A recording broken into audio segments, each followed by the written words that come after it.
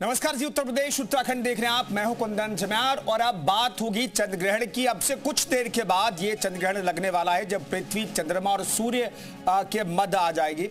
चंद्र ग्रहण साल का आखिरी पूर्ण चंद्र ग्रहण है ये जो आज लगने वाला है कुछ देर के बाद, जिसकी जद में ज्यादातर देश आने वाले हैं, जहां पर ज्यादातर देश में ये चंद्र ग्रहण देखा जा सकता है। एक खगोलीय घटना है वैसे, लेकिन आज का चंद्र ग्रहण ब्लड मून भी है, यानी पूर्ण चंद्र ग्रहण। और तो और ये पितृपक्ष में लग रहा है, इसलिए इसे टेंशन देने वाला भी कुछ लोग बता रहे हैं, क्योंकि कुछ ज्योतिषाचार्य कह रहे हैं कि इस बार का चंद्र ग्रहण यम यानी मौत के घर में लगने वाला है, इसलिए यह विनाशकारी सिद्ध हो सकता है। तो क्या आज घटित होने वाला पूर्ण चंद्र ग्रहण धरती पर महाविनाश का संकेत लेकर आ रहा है? और तो और 12 राशियों और नक्षत्रों पर क्या असर पड़ेगा ये भी हम जानने की कोशिश करेंगे। और समझने के लिए आज हमारे साथ कई ज्योतिषाचार्य मौजूद होंगे जो इस पर रोशनी डालेंगे। कैसे होगा ये चंद्र ग्रहण और क्यों इसे माना जा रहा है प्रलयंकारी, उनसे हर पहलू जो इनसे जुड़े हुए हैं उस पर आज हम बातचीत करेंगे। तो चलिए शुरू करते हैं ये खास कार्यक्रम।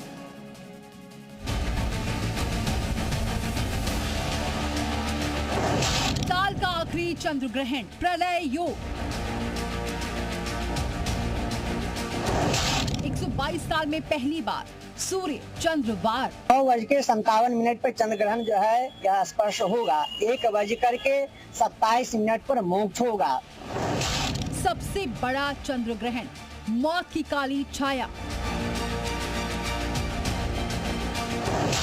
ब्लड मून, क्या धरती होगी खून खून? जो शुभ फल जो है मेष राशि, वृश्चिक राशि और धनु राशि पर तो शुभ है, बाकी शेष राशियों पर जो है इसका जो है दुष्प्रभाव पड़ेगा। चंद्र ग्रहण से किस राशि पर क्या असर? चंद्र ग्रहण का रहस्य ज्योतिषाचार्यों से जानें। साल का आखिरी चंद्र ग्रहण, बरसेगा कहर। तो तमाम मेहमान भी हमारे साथ मौजूद होंगे, तमाम ज्योतिषाचार्य हमारे साथ मौजूद होंगे, उनसे हम बातचीत करने की कोशिश करेंगे, क्योंकि ये कहा जा रहा है क्या प्रलयंकारी ये चंद्र ग्रहण है, ज्योतिष के नजरिए से आखिर इस चंद्र ग्रहण को कैसे देखा जाए ये भी हम जानने की कोशिश करेंगे। इस दौरान क्या करना चाहिए, क्या नहीं करना चाहिए, चंद्र ग्रहण जब खत्म हो जाए उसके बाद क्या करना चाहिए, ये तमाम ऐसे सवाल हैं जिसका जवाब आज हम इस कार्यक्रम में तलाशने की कोशिश करेंगे। तमाम मेहमान हमारे साथ मौजूद हैं, उनका परिचय हम आपको कराते हैं, उसके बाद चर्चा की शुरुआत करेंगे। आचार्य पुरुषोत्तम गौड़ हमारे साथ ज्योतिषाचार्य भी जुड़ेंगे। आचार्य मृत्युंजय ओझा हमारे साथ जुड़ रहे हैं, ज्योतिषाचार्य हैं। आचार्य सैवी सिंह हमारे साथ स्टूडियो में मौजूद हैं, ज्योतिषाचार्य हैं। आचार्य मिथिलेश पांडे हमारे साथ स्टूडियो में मौजूद हैं, नोएडा से ही हमारे साथ स्टूडियो मौजूद है। पंडित पुनीत आर शर्मा ज्योतिष शास्त्र विशेषज्ञ हैं। तो तमाम मेहमानों का बहुत बहुत स्वागत है। लेकिन आचार्य सैवी सिंह से मैं शुरुआत करना चाहता हूं। सैवी, सबसे पहले आप बताइए कि इस चंद्र ग्रहण में चूंकि अब थोड़ा सा ही वक्त रह गया है, क्या करना चाहिए, क्या नहीं करना चाहिए, पहले और उस दौरान और बाद में? बिल्कुल, देखिए ये जो चंद्र ग्रहण है ये खास विशेष मान्यता लेकर आता है। वैसे तो देखिए अक्सर साइंटिफिकली लोग कहते हैं कि ये खगोलीय घटना है और आमूमन एक साल में 2 चंद्र ग्रहण 2 सूर्य ग्रहण जो है वो पड़ते हैं, लेकिन हर चंद्र ग्रहण और हर सूर्य ग्रहण विशेष इसीलिए हो जाता है जब वो कहीं पे दृश्य होता है। इस बार भारत देश में ये जो चंद्र ग्रहण है ये दृश्य होने वाला है। 3 घंटे 29 मिनट की इसकी अवधि रहने वाली है। 9:57 से 1:26 तक ये जो चंद्र ग्रहण है ये चरम सीमा पे रहने वाला है। और जैसे कि आपने जब शो शुरुआत की थी आपने बताया था कि ये ब्लड मून रहने वाला है, तो यानी कि लाल रंग का ये जो है ये दृश्य रहने वाला है इस बारी का चंद्रमा। सबसे पहले तो आपको ध्यान ये रखना है कि आउट ऑफ क्यूरियोसिटी कभी कभार होता है ना कि लोग कहते हैं कि हमें देखना है कि चंद्रमा कैसा दिखता है, और साथ में क्योंकि आज के आधुनिक समय में हमारे पास वो सारे औजार वो सारी फैसिलिटीज भी अवेलेबल हैं कि बच्चे ये जो चंद्र ग्रहण होते हैं या मून है इस तरीके की जो घटनाएं हैं ये देखना चाहते हैं। सबसे पहले ये करना वर्जित है, आपको ऐसा नहीं करना चाहिए क्योंकि इसका नकारात्मक प्रभाव जो है वो आप पर आता है। चंद्रमा हमारे मन का कारक माना जाता है। ये ग्रह जो है वो डायरेक्टली हमारे जीवन में हमारे मन को, हमारे इमोशंस को और तरल यानी कि जल तत्व का नेतृत्व करता है। है।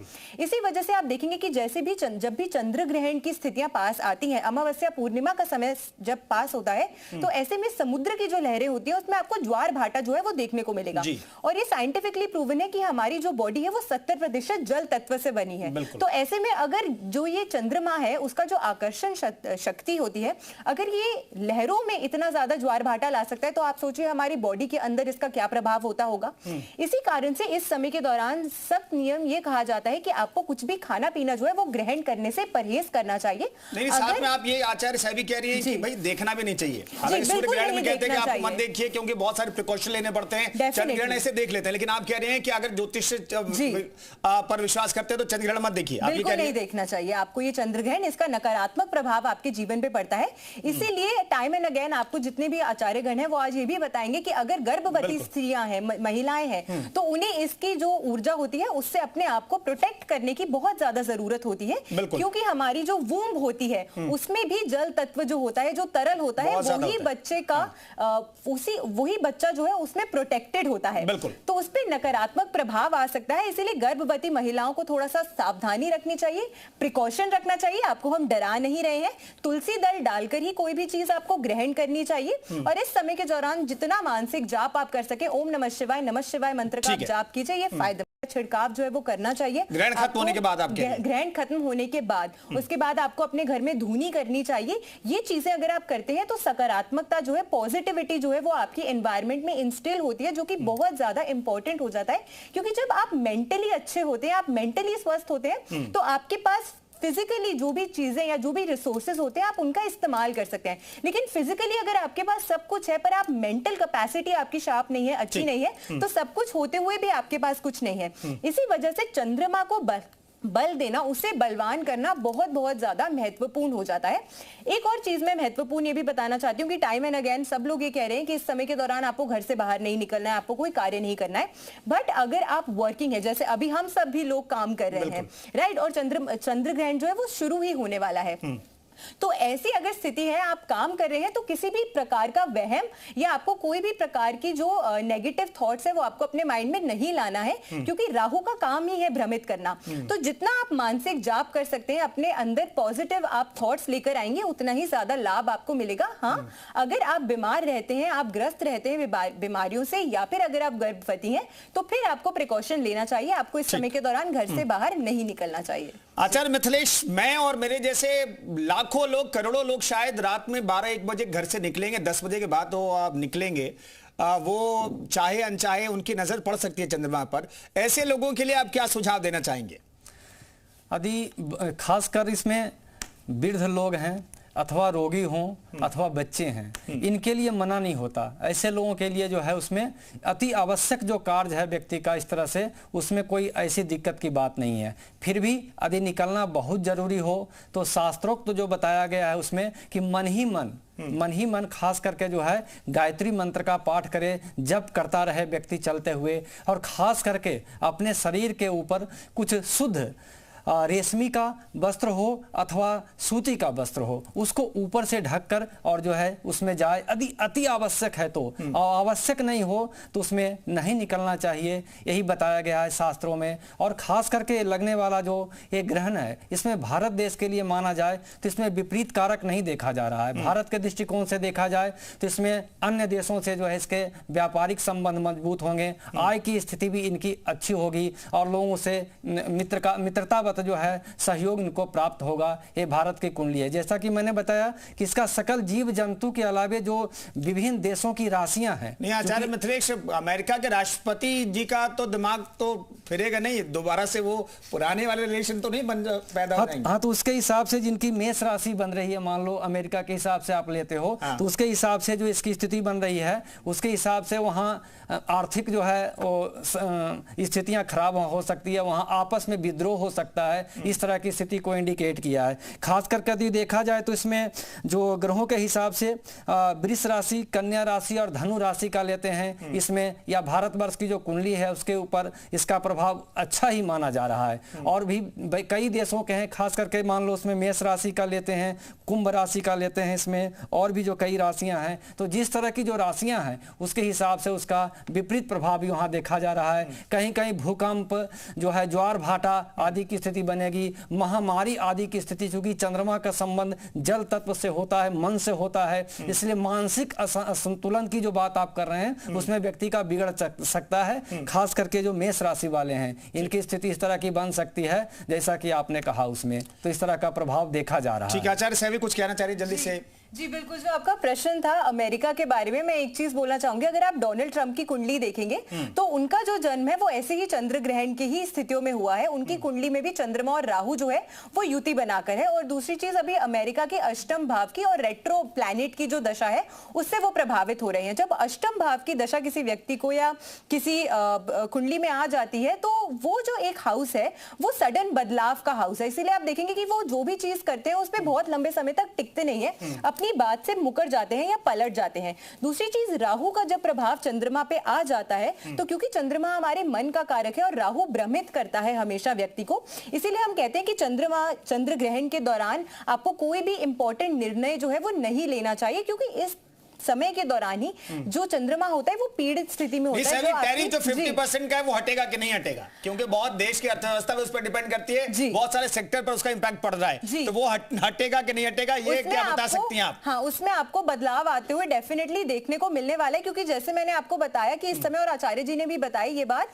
कि हाँ भले ही हमारी अर्थव्यवस्था में थोड़ी सी अभी आपको कुछ ऊपर नीचे देखने को मिलेगा, लेकिन क्योंकि देवगुरु बृहस्पति जो है वो उस भाव को दृष्टि दे रहे हैं, तो वहां पे कहीं ना कहीं हमारे अन्य देशों से जो रिश्ते हैं वो मजबूती होने के कारण से कहीं ना कहीं अमेरिका को एक स्टेप डाउन जो है अपने इस डिसीजन से करना पड़ेगा। जी आचार्य पुरुषोत्तम जी बताइएगा 1:27 के बाद क्या करना चाहिए, अगर स्पेसिफिकली आप बता सके। और वैसे लोग जो काम कर रहे हैं, जिन्होंने चंद्रग्रहण देख लिया है या देखना उनके लिए मजबूरी हो जाएगी, या फिर चंद्रग्रहण का प्रभाव सीधे तौर पर पड़ेगा, क्योंकि मैं भी दफ्तर से घर जाऊंगा उसी टाइम में, तो फिर ऐसे लोगों के लिए क्या करना चाहिए, आप क्या सुझाव देना चाहेंगे? देखिए, ये चंद्र ग्रहण केवल उन लोगों के लिए हमने कहा है कि जो जैसे गर्भवती महिला है तो प्रयास करें कि वो घर में ही रहें, बाकी आना जाना रहे, उससे कोई बात नहीं, पर चंद्रमा को ना देखा जाए, ये ज्यादा ठीक रहेगा। ऐसे बात जो कर रहे हैं कि आना जाना कोई बात नहीं है, उसमें तो आना भी रहेगा, लोगों का जाना भी रहेगा, कई प्रकार की जरूरतें ऐसी होती हैं जो आना जाना ही रहता है। तो ऐसे दौरान ऐसा नहीं है कि बिल्कुल ही काम ही नहीं करना है, पर कोई प्रभाव विशेष नहीं। मैं वैसे बताना चाहता हूं, आचार्य जी आपका फ्रेम फ्रीज हो गया, मैं दोबारा लौटता हूं आचार्य पुरुषोत्तम जी आपके पास। आचार्य मृत्युंजय ओझा हमारे साथ मौजूद हैं। मृत्युंजय जी बताइए कि चंद्रग्रहण खत्म होने के बाद अब क्या, बहुत सारे लोग हमारे साथ जो हैं, उसके बाद कह रहे हैं स्नान कीजिए, घर को शुद्ध कीजिए, क्या उसके बाद पूजा पाठ कर सकते हैं क्या, जैसे चंद्रग्रहण खत्म हो जाए उसके बाद? जी बिल्कुल कर सकते हैं, पर चंद्र ग्रहण का प्रभाव उन लोगों पे ज्यादा पड़ेगा जिनका चंद्रमा पहले से कुंडली में पीड़ित है, यानी चंद्रमा राहु केतु के एक्सिस में राहु या केतु के साथ है, या चंद्रमा शनि के साथ है, या सूर्य राहु केतु के साथ है, या शनि का प्रभाव है, तो ऐसे लोगों पे चंद्र ग्रहण का प्रभाव ज्यादा पड़ता है। तो ऐसा नहीं, सबको ही इसके लिए बहुत सारे उपाय करने की जरूरत है। ऐसे लोग जो जिनकी कुंडली में ऐसी युति है, या ऐसे लोग जो मानसिक तौर पे बीमार रहते हैं, या पैरानॉर्मल जैसे कहते हैं भूत प्रेत का कोई मैटर है, ऐसी चीजों से प्रभावित हैं, इन पे ज्यादा इम्पैक्ट पड़ेगा। और स्पेशली जो गर्भवती महिलाएं हैं उन पे ज्यादा प्रभाव पड़ता है। तो जो सेंसिटिव लोग हैं सबके ऊपर उसका इन जनरल कहा जाए, जैसे आपने कहा कि आपको अभी शो खत्म करके रात को जाना है, ऑनेस्टली अगर आपकी कुंडली में ऐसा कोई योग नहीं है तो आपके ऊपर कोई प्रभाव नहीं पड़ेगा, आप बेफिक्र होके जा सकते हैं। तो ये जो उपाय है, जैसे आपने कहा पूजा पाठ कर सकते हैं, बिल्कुल कर सकते हैं। वैसे ही पितृपक्ष स्टार्ट हो गया है तो जनरली बहुत ज्यादा पूजा पाठ लोग अवॉइड करते हैं आज के इन 15 दिनों में। तो लेकिन नॉर्मली जो आप पूजा पाठ करते आ रहे हैं, कुछ नया नहीं स्टार्ट करना है, पर जो करते आ रहे हैं उसको आप स्टार्ट कर सकते हैं और कर सकते हैं। पंडित पुनीत आर शर्मा जी, हमें बताइएगा कि अब कहा यह जा रहा है कि भाई प्रलय योग में ये चंद्र ग्रहण पड़ रहा है, आखिर ये क्यों कहा जा रहा है, प्रलय योग इसे क्यों कहा जा रहा है? देखिए, इसको इसलिए कहा जा रहा है कि जब पितृपक्ष शुरू हो रहे हैं तो चंद्र ग्रहण पड़ रहा है, और उसके बाद जब समापन हो रहा है तो उस समय सूर्य ग्रहण पड़ रहा है। तो ये कुल मिला के अगर देखा जाए तो एक स्पिरिचुअल व्यक्ति के लिए तो बहुत हैवी टाइम नहीं होता है। जो नॉर्मल है, लोग जो बहुत ज्यादा स्पिरिचुअलिटी से ताल्लुक नहीं रखते हैं, उनके लिए थोड़ा सा हैवी टाइम होता है। तो जो भी स्पिरिचुअलिज्म की तरफ है, जो भी पूजा पाठ कर रहा है, साधारण तौर पे मंदिर जा रहा है, और ये तो उनके ऊपर कोई दुष्प्रभाव ऐसा होने नहीं वाला है, अनटिल एंड अनलेस आपकी जो राशियां हैं या फिर आपकी जो मैंने बताया था पहले भी, प्लैनेटरी पोजीशन अगर बहुत खराब नहीं है। तो कुल मिला के ऐसा कोई डरने वाली बात नहीं है इसमें। बस हमें ये ध्यान रखना है कि हमें जो नॉर्मल पूजा पाठ कोई नई हमें शुरू नहीं करनी इस दौरान। पितृपक्ष में वैसे भी कुछ नहीं किया जाता नया, तो इस वजह से थोड़ा सा जो उनके ऊपर ज्यादा प्रभाव है, जो कि नॉन स्पिरिचुअल लोग हैं या एथीस्ट लोग हैं, उनके ऊपर थोड़ा ज्यादा प्रभाव है इन सब। तो आचार्य चैवी, जो लोग पूजा पाठ नहीं करते उन पर ज्यादा इम्पैक्ट पड़ेगा, और पूजा पाठ करें तो किसकी पूजा करें ताकि प्रभाव एकदम शून्य हो जाए? बिल्कुल, देखिए ग्रहण जब भी पड़ता है तो ये एक खगोलीय घटना तो है ही, तो किसी भी चीज का प्रभाव एकदम से शून्य कर देना या शून्य हो जाना ऐसा बोलना सही नहीं है। इसका प्रभाव रहता ही है, लेकिन हम कैसे उसके प्रभाव को कम कर सकते हैं या अपने लिए उतना ज्यादा नेगेटिव ये ना रहे, उसके लिए हमें क्या करना चाहिए? तो हाँ, सबसे पहले जैसे कि बताया गया, आप शिव जी की पूजा अर्चना इस समय जरूर कीजिए। किसी भी चीज को, धार्मिक वस्तु को आपको छूना नहीं है इस समय के दौरान, लेकिन स्मरण करते हुए, श्रवण करते हुए आप पूजा पाठ कीजिए, ये आपको अच्छा लाभ देता है। आप दान पुण्य के कर्म कीजिए, अगर आपका सामर्थ्य है तो आप अपने सामर्थ्य अनुसार दान आपको जरूर करना चाहिए। जैसे आचार्य जी ने पहले ही बताया कि आपको तुला दान जो है वो जरूर करना चाहिए, अपने वजन के हिसाब से आपको दान अगर कुछ कर सकते हैं, वरना अन्यथा कोई भी राशि, आपकी कोई भी राशि हो, आपके नाम से कोई भी राशि अगर बनती हो तो उस अनुसार आपको कच्चे चावलों का दान आज के दिन जरूर करना चाहिए। इससे आपको बहुत अच्छा लाभ अपने जीवन में मिलता है। एक और छोटी रेमेडी मैं बताना चाहती हूँ, जिन लोगों के घर से दवाइयां खत्म नहीं होती हैं, यानी कि उनके घर में हमेशा कोई ना कोई व्यक्ति जो है वो बीमार ही रहता है किसी ना किसी कारण से, तो आज के दिन अगर आप ग्रहण काल के समय में कोई भी ऐसी दवाई जो आपने पहले यूज करी बट अब आप उसको करंटली यूज नहीं कर रहे हैं, तो इस प्रकार की कोई भी दवाई अगर आपके घर में है तो उसको आपको आज के दिन अपने घर से जरूर निकालना चाहिए ग्रहण काल के समय में।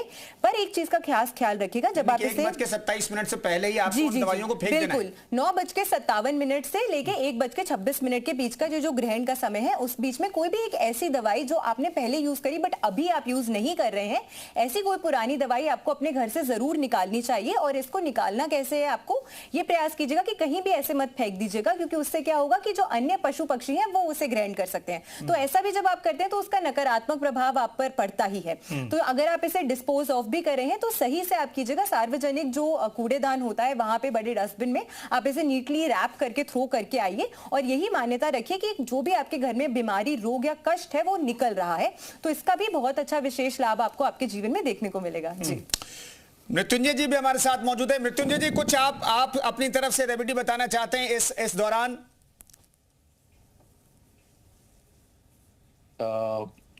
चंद्र ग्रहण हो रहा है कुंभ राशि में, राहु के साथ चंद्रमा है, तो ऐसे लोगों को भैरव, ओम भैरवाय नमः, भैरव की पूजा सबसे अच्छी मानी गई है राहु के लिए, तो भैरव का जप करना चाहिए, भैरव के मंत्र का। और जो सूर्य ग्रहण हो रहा है वो हो रहा है सूर्य की राशि में, यानी कि सिंह राशि में। उनके लिए जो सूर्य का मंत्र है, ओम ह्रीं सूर्याय नमः या विष्णु सहस्त्रनाम है, उसका पाठ करना चाहिए। ये दो उपाय करके इन जनरल आप जो है जो भी प्रॉब्लम्स हैं उनको आप कम कर सकते हैं, अपने जीवन को बेहतर बना सकते हैं। आचार्य मिथिलेश, प्रलय योग वाला जो हेडर भी हम चला रहे हैं और सुबह से ये लोग पढ़ भी रहे हैं, इस प्रलय योग से लोग थोड़े से सहमे हुए हैं कि भाई क्या हो सकता है। आप कुछ कहना चाहेंगे, स्पष्ट करना चाहेंगे? भाई सबको डरने की जरूरत नहीं, और किसी आप जिसमें नकारात्मक प्रभाव है वो कुछ उपाय करेंगे तो ठीक हो जाएगा, यानी कि डरने की कोई जरूरत नहीं। आचार्य मिथिलेश, इसमें डरने की ज्यादा जरूरत नहीं है, क्योंकि जो हम लोग चर्चा कर रहे हैं चंद्रमा से गोचरगत है और पर्सनल अपनी अपनी सबकी जन्म पत्रिका भी होती है। हर एक देश के अपने उसमें जिस समय प्रारंभ किया गया उसके हिसाब से उसके लग्न भी होते हैं। तो उसके हिसाब से यदि देखा जाए तो इस तरह की बात नहीं। यदि हम इसको पूरे जितने हम लोगों ने बताया उसका प्रभाव 20% का ही माना जाएगा। ऐसा नहीं कि ये गोचरगत है, मतलब चंद्रमा के आधार पर आधारित है। और बाकी पर्सनल कुंडली सबकी यदि बहुत अच्छी है तो किसी भी लग्न की पत्रिका हो और ग्रह अच्छे हैं तो उसका विपरीत क्यों ना प्रभाव दिखा रहा हो तो उसका प्रभाव नहीं पड़ेगा।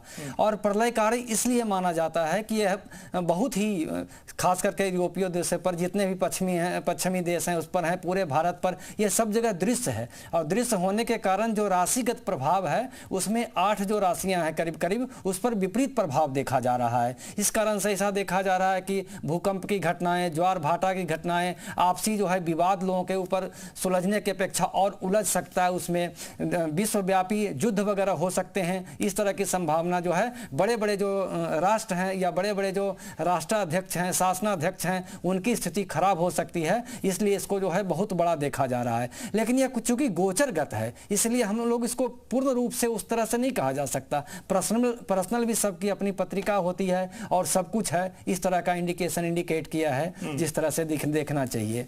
और मान लो उदाहरण के तौर पर हम देखते हैं तो एक ही व्यक्ति की कई राशियां मान लो बन जाती है। राम की भी वही राशि थी, रावण की भी वही राशि थी, एक ने मारा एक मारे गए। तो उसका जो है कंस की भी वही राशि थी, कृष्ण की भी वही राशि थी।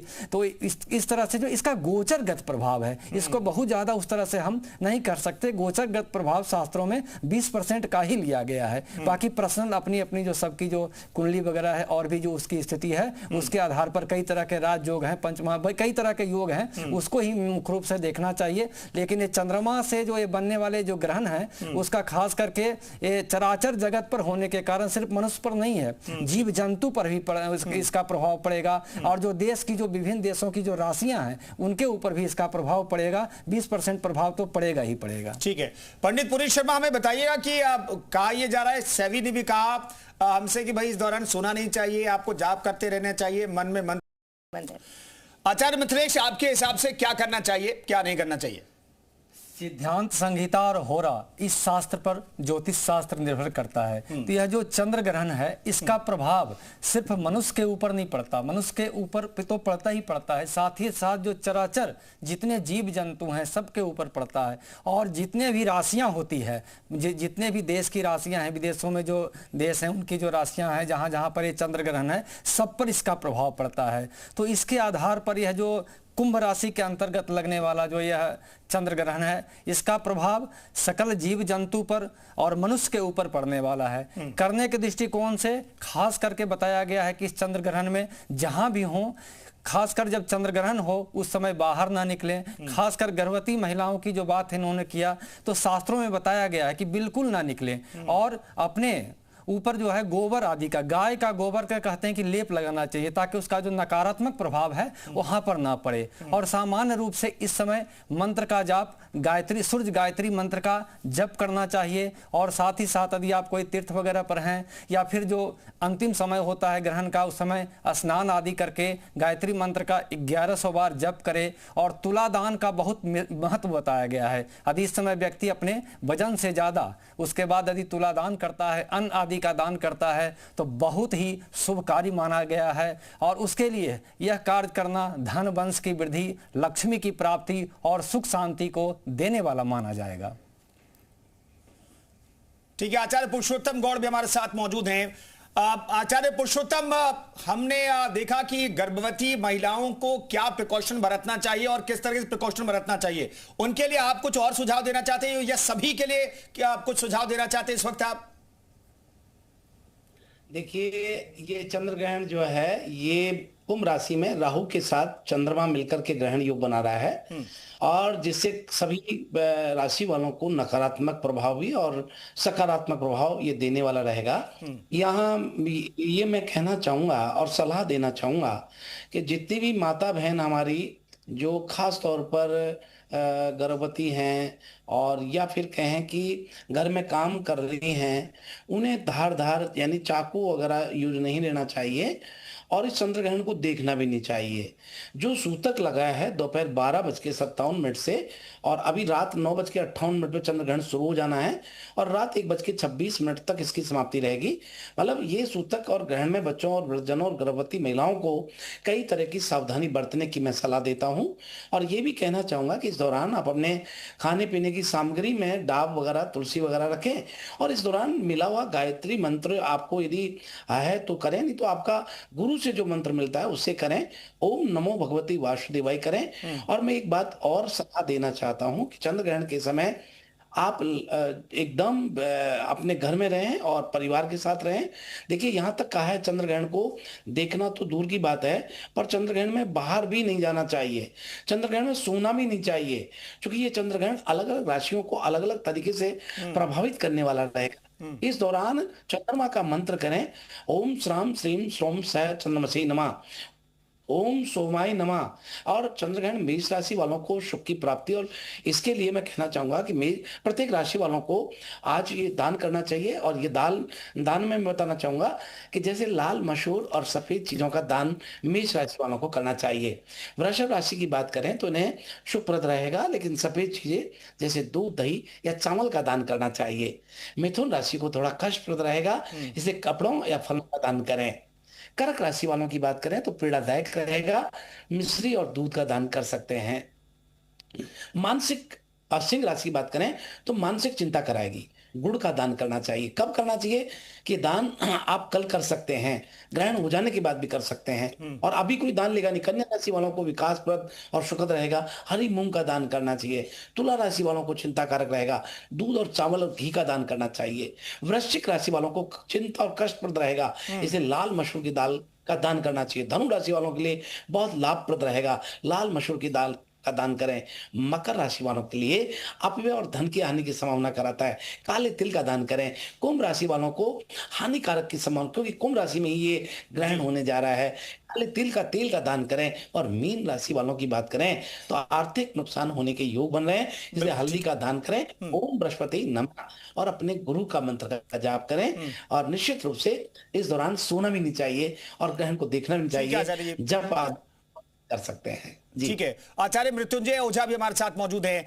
आचार्य मृत्युंजय ओझा, हमें बताइएगा, क्योंकि कहा जाता है कि भाई सूर्य ग्रहण, चंद्र ग्रहण जो है अलग अलग सेक्टर पर अलग अलग तरह का प्रभाव करता है, अलग अलग राशियों पर तो प्रभाव कर रहा है, लेकिन क्या अलग अलग सेक्टर्स पर भी कुछ प्रभाव होने वाला? अगर पॉलिटिकल लोगों पर अगर हम प्रभाव की बात करें तो क्या उनके ऊपर भी कोई प्रभाव होगा? आने वाले वक्त में बिहार में चुनाव होने वाला है, इसे जोड़ करके कुछ भविष्यवाणी आप कर सकते हैं, ज्योतिष के नजरिए से कुछ बता सकते हैं? जी, मीडिया के दर्शकों को नमस्कार। और देखिए, ग्रहण मतलब सबके लिए ग्रहण का मतलब होता है कि टू ग्रैब समथिंग, किसी चीज को ग्राह्य करना, पकड़ना। तो जब राहु केतु का प्रभाव सूर्य या चंद्रमा पे होता है तो ऐसे ग्रहों की जो ओरिजिनल पावर है, उनका पावर कम हो जाता है, वो धरती तक नहीं पहुंच पाता। समझ रहे हैं? इसका मतलब ये है कि अगर चंद्र ग्रहण होता है तो ये माना जाता है कि 1 महीने तक उसका प्रभाव होता है। सूर्य ग्रहण का प्रभाव माना जाता है 3 महीने तक होता है। तो मान लीजिए चंद्र ग्रहण हो रहा है कुंभ राशि में, वो भी चंद्रमा अभी राहु के नक्षत्र शतभिषज में है। तो आने वाले समय में जो पानी से रिलेटेड चीजें हैं, जैसे जो रोग हैं, देखिए हम पहले देख रहे हैं बाढ़ की स्थिति है, इसकी स्थिति खराब हो सकती है। इससे जो रोग होते हैं, डेंगू, टाइफाइड, इनका प्रभाव पड़ेगा। जिन लोगों का इम्यून सिस्टम कमजोर है उनको ऐसी बीमारियां होंगी। बहुत सारे इन्फेक्शन पानी से रिलेटेड हो सकते हैं। ये तो एक जनरल राशि की लोगों की बात हो गई। और अगर बात करें तो हाँ, कुछ देखिए, जो कुंभ राशि है वो जो भारतवर्ष की कुंडली है उसके 10th हाउस, 10th भाव में पड़ेगा। 10th हाउस करियर का होता है और सरकार को कुछ चैलेंजेस जरूर फेस करने पड़ेंगे, लेकिन इसका प्रभाव 1 महीने तक रहेगा ज्यादा से ज्यादा। क्योंकि जो इलेक्शन की बात की आपने, वो अक्टूबर के बाद होगा, नवंबर, तो उस पर सूर्य ग्रहण का प्रभाव जरूर पड़ेगा। हो सकता है कि कुछ चेंजेस आए, नेतृत्व में कुछ चेंजेस आ सकते हैं, क्योंकि चौथा घर होता है जनता का भी, तो जनता से भी बहुत सारी जैसे एलिगेशंस वगैरह होंगे, लेकिन कोई बहुत बड़ा चेंज नहीं होगा। बड़ा चेंज तब होता है अगर यही ग्रहण, अगर जो गुरु है या शनि है, जो धीरे चलने वाले ग्रह हैं, जो लंबा प्रभाव देते हैं, अगर वो भी इनको ज्वाइन करते, उन पे भी प्रभाव पड़ता, तो सत्ता परिवर्तन हो सकता था। लेकिन हो सकता है नेतृत्व चेंज हो जाए, नीतीश कुमार की जगह कोई और अभी आ सकता है, लेकिन ठीक। कोई बहुत बड़ा ये प्रभाव होगा नहीं बिहार चुनाव पे। जैसी उम्मीद है फिर से सत्ता आ सकती है, लेकिन हाँ कुछ सेक्टर्स पे जरूर प्रभाव पड़ेगा। जैसे मान लीजिए चंद्र ग्रहण है, अब ये कुंभ राशि जो है, कुंभ राशि जो है ये कहीं ना कहीं से 10th भाव है देश का, तो देश की अर्थव्यवस्था में थोड़ी सी डिस्टरबेंस हो सकती है एक महीने के लिए, लेकिन आप वो फिर एक से महीने के लिए बैलेंस हो जाएगी। आप कह रहे हैं कि इसका प्रभाव एक बस महीने रहने वाला है? ज्यादा से ज्यादा है। हाँ, नहीं, चंद्र ग्रहण का प्रभाव 1 महीना, ठीक है, सूर्य ग्रहण का प्रभाव 3 महीना। ठीक है। और चंद्र मृत्युंजय जी, ग्रहण मैं लौटता हूं आपके परम पास। भाव में पंडित हो रहा है। पुनीत आर शर्मा भी हमारे साथ मौजूद हैं, ज्योतिष शास्त्र विशेषज्ञ हैं।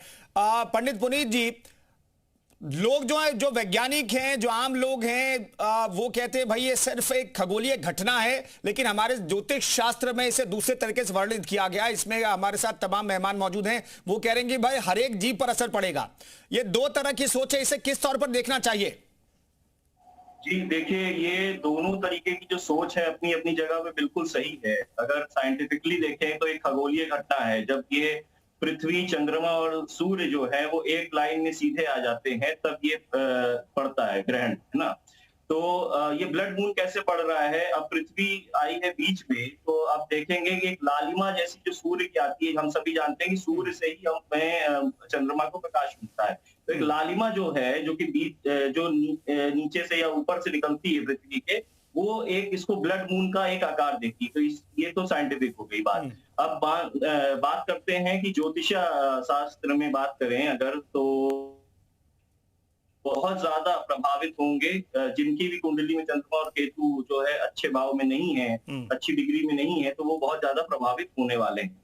इनसे क्या है, ज्यादातर आप देखेंगे जो ग्रहण के दौरान पैरानॉर्मल एक्टिविटीज हो गई, या अमावस्या के दौरान जब कहते हैं कि पैरानॉर्मल एक्टिविटीज है, क्योंकि चंद्रमा अगर है तो वो उसको कहते हैं मन का राजा है, वो मन को पूरी तरीके से संभालता है। मूड स्विंग्स, जल का तत्व भी उसी में आ जाता है। तो अगर ह्यूमन बॉडी में देखें तो 72% पूरा जल तत्व है, तो इस वजह से बहुत ज्यादा वो प्रभावित करता है। टाइड्स आते हैं, बहुत सारी घटनाएं इस तरीके की होती हैं। तो इस समय जो कुल मिला के अगर देखा जाए तो ये दोनों का हम ना इसको डिसएग्री करते हैं, ना दूसरी बात को डिसएग्री करते हैं। तो ये अकल साइंस में आता है, गुप्त विज्ञान ही है एक तरीके से। एस्ट्रोनॉमी जो है सबसे पहला विज्ञान था, उससे एस्ट्रोलॉजी आई और सारी चीजें हुई।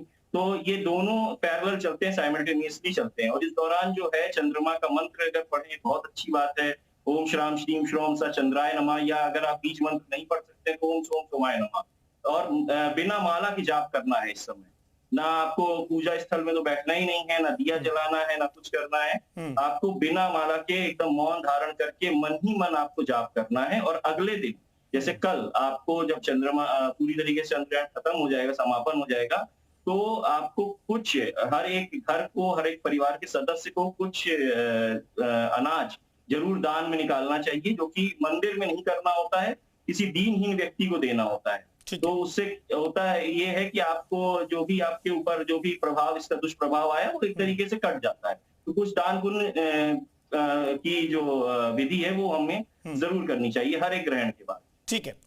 आचार्य से भी बताइए कि क्योंकि इम्पैक्ट की बात बहुत हम करते हैं, और चंद्रमा का बॉडी और मन पर भी इम्पैक्ट पड़ता है, हम ज्योतिष शास्त्र के जरिए देखें तो, नजरिए से देखें तो। मैं जानना चाहता हूं इस इम्पैक्ट को अच्छा हो तो ठीक है, अगर बुरा इम्पैक्ट किसी ग्रह पर पड़ रहा है, किसी राशि पर पड़ रहा है, तो उसे कम कैसे करें? बिल्कुल, देखिए चंद्र मनसो जायते, यानी कि चंद्रमा जो है वो आपके मन का कारक है। तो इसी वजह से आप अक्सर देखेंगे कि जैसे जैसे चंद्रमा की जो स्थिति होती है वो कमजोर होती है, अमावस्या या पूर्णिमा का जब समय होता है, तो साइंटिफिकली काफी रिसर्च करी गई है इस चीज पर कि जो मेंटल असाइलम में लोग होते हैं वो बहुत ज्यादा इस समय के दौरान उनकी जो प्रवृत्ति होती है वो ज्यादा हिंसक हो जाती है, क्योंकि नेचुरली इन लोगों की कुंडली में चंद्रमा जो है वो पीड़ित स्थिति में होता है। दूसरी चीज ये है कि हम टाइम एंड अगेन ये बताते हैं कि चंद्रमा या फिर कोई भी जब ग्रह पीड़ित स्थिति में आता है, उसे ग्रहण लगता है तो उसका प्रभाव पड़ता है। देखिए 2021, 22, 23 कंसेक्यूटिवली इन तीनों सालों में चंद्र ग्रहण और ये जो सूर्य ग्रहण थे ये बहुत ज्यादा प्रभावशाली थे। इसकी वजह से आप देखेंगे कि बहुत बड़ा सत्ता परिवर्तन जो था वो हुआ था श्रीलंका में। जापान के जो पूर्व प्रधानमंत्री थे उनकी हत्या की गई थी। चाइना में 132 लोग जो थे उनको एक प्लेन क्रैश में, दुर्घटना में वो मारे गए थे, उनकी हत्या हो गई थी। इसी के साथ में ताइवान में एक प्लेन क्रैश हुआ था, तंजानिया में प्लेन क्रैश हुआ था। तो इसका मतलब ये होता है कि जब भी ऐसी संकेत आते हैं या ऐसी स्थितियां बनती हैं। दूसरी चीज, इस समय आप देखेंगे कि ग्रहों की अगर हम बात करते हैं तो शनि जो है वो शनि रेट्रो चल रहे हैं और साथ में देवगुरु बृहस्पति जो है वो अतिचारी चल रहे हैं। शनि देव ने अपना राशि परिवर्तन किया था 29 मार्च को 2025 में और इस समय के दौरान वक्रीय मूवमेंट में भी है और जिस राशि में ग्रहण लग रहा है उसका नेतृत्व जो है वो मूल त्रिकोण राशि है शनि देव की ही। और ये राशि जो है सबसे पहले ये पश्चिमी भाव की राशि मानी जाती है, वेस्टर्न दिशा की, और साथ में ये एक वायु तत्व राशि मानी गई है। अब इन दोनों चीजों को अगर आप मद्देनजर रखते हैं तो इसकी वजह से वायु से फैलने वाला कोई संक्रमण जो है वो बढ़ता हुआ आपको कहीं ना कहीं नजर आएगा। इस समय के दौरान अर्थक्वेक, ज्वार भाटा आना, सुनामी आना, हमारे देश के या फिर देश से पश्चिमी जो देश है उसमें किसी न किसी प्रकार की हिंसक प्रवृत्ति जो है वो बढ़ती हुई नजर आएगी। साथ में चंद्रमा जो है वो महिलाओं का कारक ग्रह माना गया है, तो महिलाओं के प्रति कुछ ना कुछ अत्याचार या हिंसक प्रवृत्ति जो है उसमें आपको इजाफा होता हुआ नजर देखने को मिलेगा। और इसी के साथ में आप ये भी देखेंगे कि विद्रोह की भावना जो है वो कहीं ना कहीं जनता के मन में बनती हुई ज्यादा नजर आएगी। अब दो चीजें यहाँ पे महत्वपूर्ण हो जाती हैं जिसका ख्याल हमें रखना चाहिए। एक तो सबसे पहले आपने पूछा कि नकारात्मक प्रभाव अगर इसका पड़ रहा है तो कैसे हम उसे कम कर सकते हैं। देखिए इस समय के दौरान आप जितना मानसिक जाप करते हैं, जैसे कि आदरणीय जी पहले ही बता चुके हैं कि अगर आप गायत्री मंत्र का जाप करते हैं, आप महामृत्युंजय का जाप करते हैं तो उससे आपको लाभ मिलता है। आप अगर जाप नहीं कर सकते हैं, उच्चारण में त्रुटि हो सकती है, तो आप स्मरण भी कर लेते हैं, अगर श्रवण भी कर लेते हैं, सुन भी लेते हैं तो भी उससे आपको लाभ मिलता है। दूसरा सबसे अच्छा और सबसे आसान तरीका, सबसे आसान मंत्र है पंचाक्षरी मंत्र का आप जाप कीजिए, ओम नमः शिवाय का आप जाप कीजिए। जितना जाप आप करेंगे उतना ज्यादा आपको इसका लाभ जो है वो देखने को मिलेगा, क्योंकि चंद्रमा देखिए आप शिव जी के ही मस्तक पे चंद्रमा विराजित है और साथ में उनके गले में ही वासुकी नाग है। और जब आप राहु की रिप्रेजेंटेशन देखेंगे तो राहु को सर्प का ही दर्जा दिया गया है, राहु को एक सर्प ही माना गया है। तो ये दोनों ही ग्रह जो है या ये दोनों ही जो शक्तियां हैं इनका नेतृत्व जो है वो डायरेक्टली भोलेनाथ करते हैं। तो जितना जाप आप इस समय के दौरान करते हैं, चावल का दान अगर आप करते हैं इस समय के दौरान तो आपको बहुत अच्छा लाभ मिलेगा। एंड इनफैक्ट जैसे ही चंद्र ग्रहण समाप्त होता है उस समय के दौरान आपको स्वच्छ वस्त्र धारण करने चाहिए, आपको नहाना चाहिए, आपको पूरे घर में गंगा जल का पढ़ते रहना चाहिए। अलग अलग लोगों ने आचार्यों ने अलग अलग मंत्र बताया, सुझाव दिया। लेकिन जिन्हें कल सुबह काम पर जाना है वो 1:30 बजे तक नहीं जाग सकते हैं, उनके लिए क्या है? पंडित पुनीत शर्मा जी बताइए। बिल्कुल आपने बिल्कुल सही बात कही, ये मैं कहने भी जा रहा था। मान लीजिए जिसको 5 बजे या सुबह 6 बजे अगर अपनी ड्यूटी ज्वाइन करनी है तो वो रात के 1:30 बजे तक नहीं कर सकता है। तो उसको ये करना चाहिए कि 9 बजे के पहले उसको खाना खा लेना चाहिए। उसके बाद जल्दी से जल्दी कोशिश ये करे कि 1 या 2 माला, जितनी माला वो कर सकता है, तो उसके चंद्रमा का जाप या फिर पंचाक्षर स्त्रोत का मंत्र पढ़ सकता है। ओम नमः शिवाय, ओम श्राम श्रीम श्रौम सचंद्राय नमः या ओम सोम सोमाय नमः। 1 से 5 माला तक जितनी उनकी मतलब इच्छा अनुसार वो कर सकते हैं। उसके बाद उनको सो जाना चाहिए और अगले दिन सुबह स्नान ध्यान करके शिव जी के मंदिर जरूर जाना चाहिए। एक बार उनके दर्शन करने के बाद ही फिर अपना जो आगे का दिन है वो शुरू करना चाहिए, क्योंकि जैसे अभी आचार्य शैवी ने भी बताई ये बात कि चंद्रमा का जो वास है वो शिव जी पे है। बिल्कुल, तो शिव जी की अगर जितनी आराधना करेंगे उतना ये जो चंद्र ग्रहण है आपके ऊपर जो है बुरा असर नहीं डालने वाला है। वो आपके लिए मतलब अगर अच्छा नहीं होगा तो न्यूट्रल रहेगा, आपके ऊपर कोई दुष्प्रभाव नहीं डालेगा। तो मेरा तो यही कहना है कि ज्यादा वहम नहीं पालना है, आपको पूजा भी करनी है, साथ में अपना स्वास्थ्य का भी ध्यान रखना है, साथ में अपनी नींद का भी ध्यान रखना है और साथ में कल अपने पूरे दिन का भी ध्यान रखना है, क्योंकि 1:30-2 बजे तक अगर आप जगेंगे तो अगले दिन आप देर से ही उठ पाएंगे और जल्दी उठ जाए तो पूरा दिन का आपका खराब होने वाला है।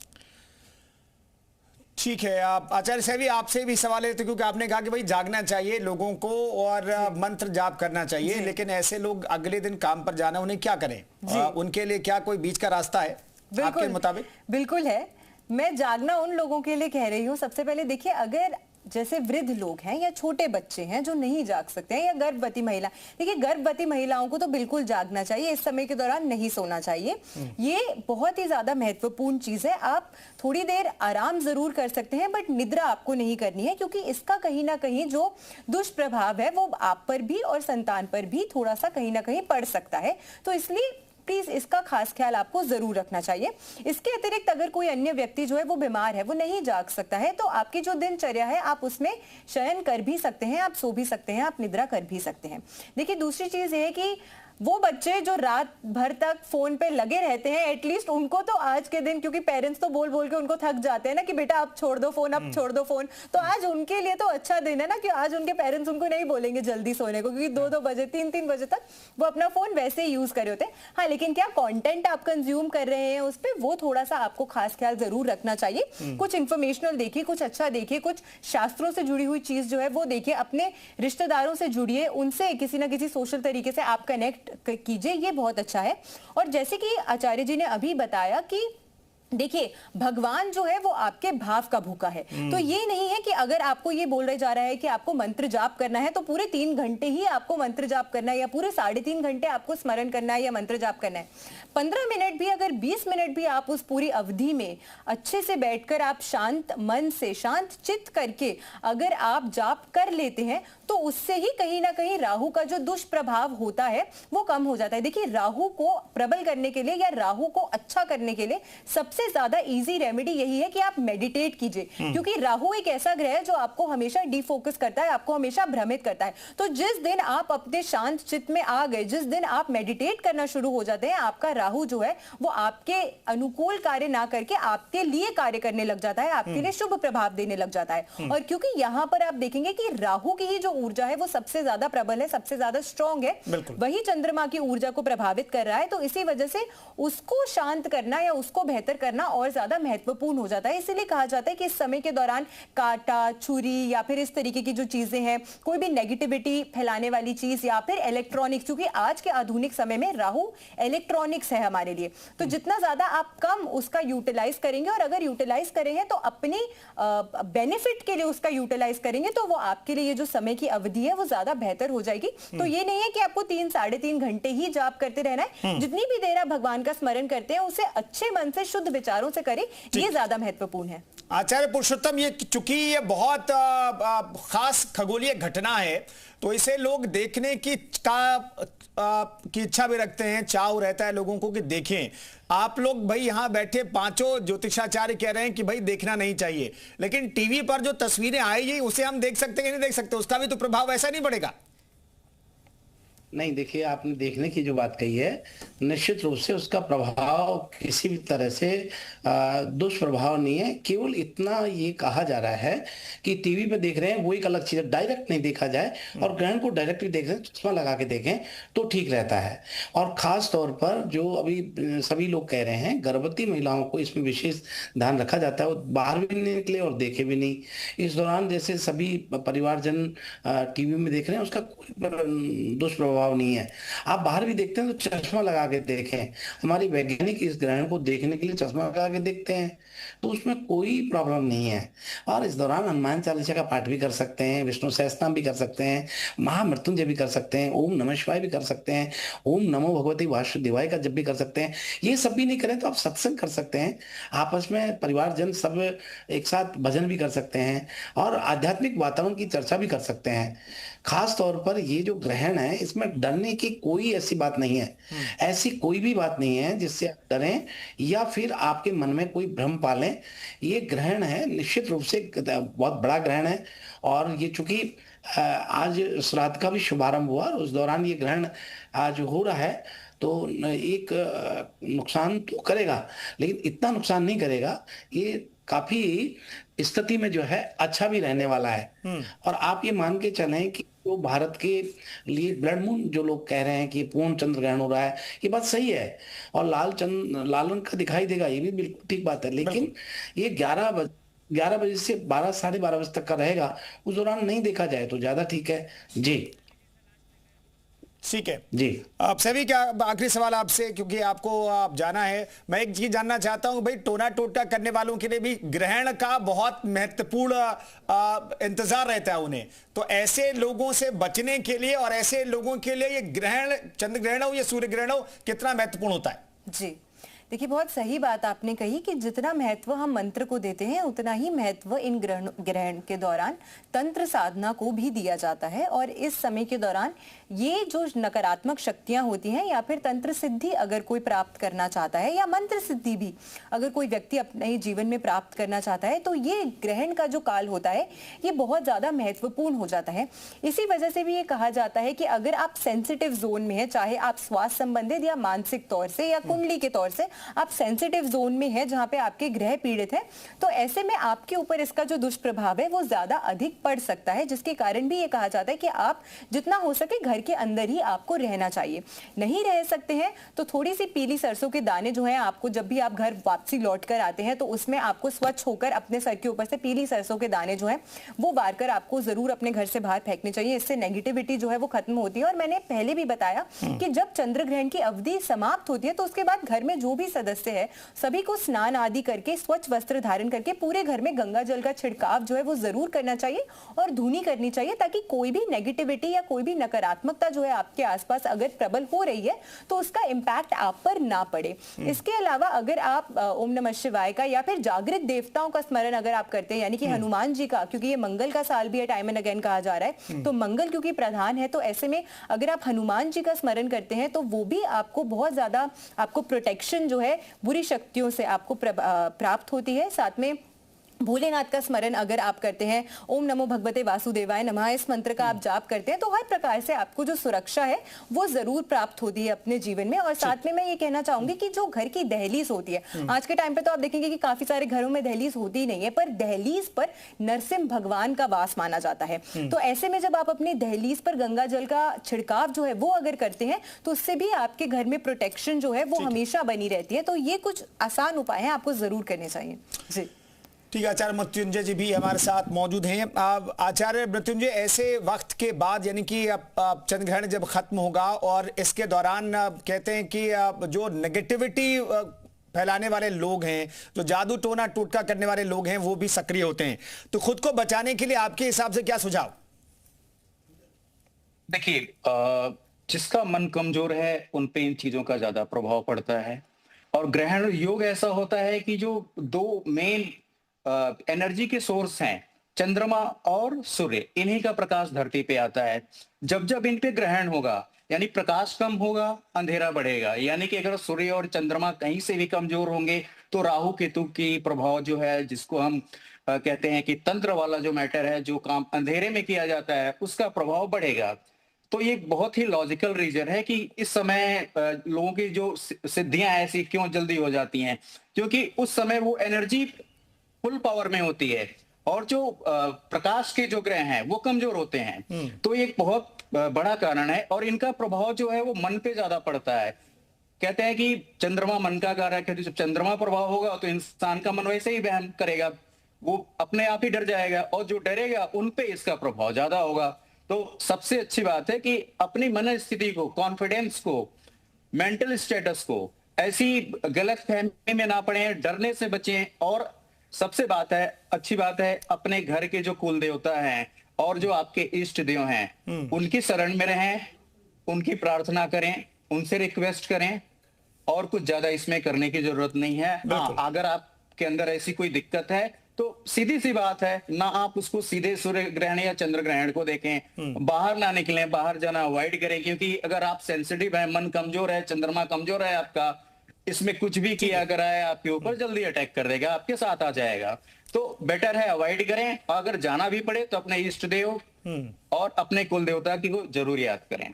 ठीक है, बहुत बहुत धन्यवाद तमाम आचार्यों का, बहुत बहुत शुक्रिया, क्योंकि बहुत सारे सवाल लोगों के जहन में थे, मन में कौंध रहे थे, उन सवालों का जवाब हमने आपसे जानने की कोशिश की है। उम्मीद है कि इस चंद्र ग्रहण का प्रभाव किस तरीके के लोगों पर, किस राशि पर, क्या करना चाहिए, क्या नहीं करना चाहिए, जो तमाम सवाल थे उनका जवाब दर्शकों को मिल गया। बहुत बहुत धन्यवाद तमाम मेहमानों का इस खास कार्यक्रम में। फिलहाल इतना ही, रुकेंगे एक बहुत ही छोटे से ब्रेक के लिए। आप बने रहिए जी उत्तर प्रदेश उत्तराखंड के साथ।